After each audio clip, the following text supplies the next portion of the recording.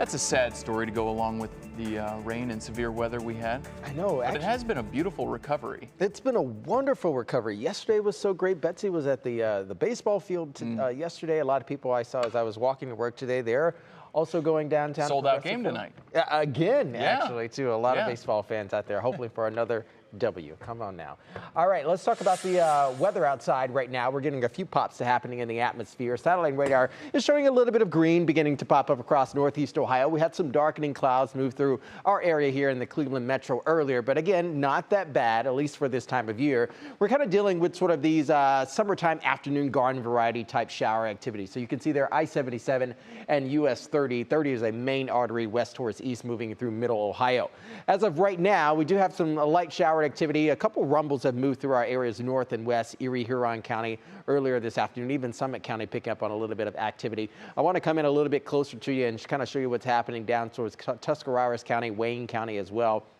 Millersburg picking up a little bit of a light to moderate shower. Glenmont picking up a little bit of a light shower. And just to the south and west of you, Clark, you got a little bit of a rainmaker moving through for you as well. Sugar Creek, you just dealing with a little bit of a light sprinkle overall. A lot of cloud cover down there with you with this rain-cooled air. But this is going to keep that narrative going with a series of troughs extending south across the eastern half of the U.S. here. A trough meaning an elongated area of low pressure. So a lot of little bubbles of low pressure systems just going to continue cascading through. And this is because that dome of high pressure back towards the southwestern U.S. is still going to be holding strong. However, not for much longer. They're breaking that streak of 105 plus in several areas across the Lone Star State, and we're going to start to get some upper 80s and lower 90s moving back in. So all that hot air is going to be moving over towards the east. All right, so let's talk about what it looks like for the next few hours here. We're in the 70s right now for the most part. We're going to be going back into the 60s, and I think we'll likely land in the 50s, upper 50s to low 60s for sort of a blanket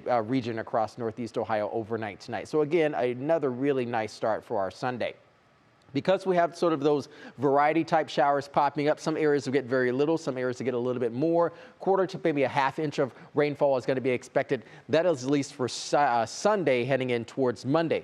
We'll still keep the rain chances all but minimal, roughly around 20 to 25%, and we'll likely turn that knob up again once we get towards Thursday and Friday of next week, because a lot of heat as well as a lot of humidity indicates a very volatile atmosphere. So here's that National Design Mart forecast again overnight tonight.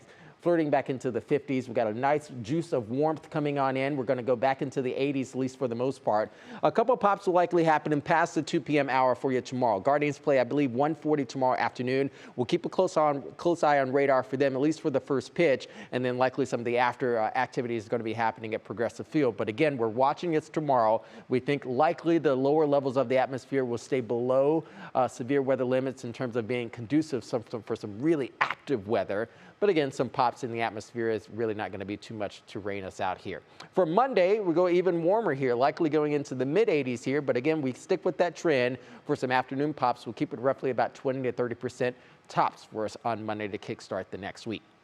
6 to 10 day outlook. We're keeping this trend going. Again, I want to highlight this because I want to prepare you guys for what's coming our way once we get into Wednesday and Thursday of next week. A lot of things are going to be heating up here in the lower 48, but also the tropics are heating up as well. We do have a Category 1 hurricane in the northern Atlantic, and we also have another system that we're watching in the eastern Atlantic, a 40 to 60% chance for the next 2 to 5 days. It is likely this is going to turn a bit more into the tropical depression area once we get into Monday and Tuesday of next week. This is prime territory as we're now about to move into August and September. We're moving into peak hurricane season here, and there's a lot of heat that is on the sea surface temperatures, at least in the Gulf of Mexico. Nearly 90 degrees you can see there all along the eastern Gulf of Mexico as well as the Caribbean. So some of the lesser Antilles are likely going to be on hurricane, at least tropical watch, over the next several weeks here.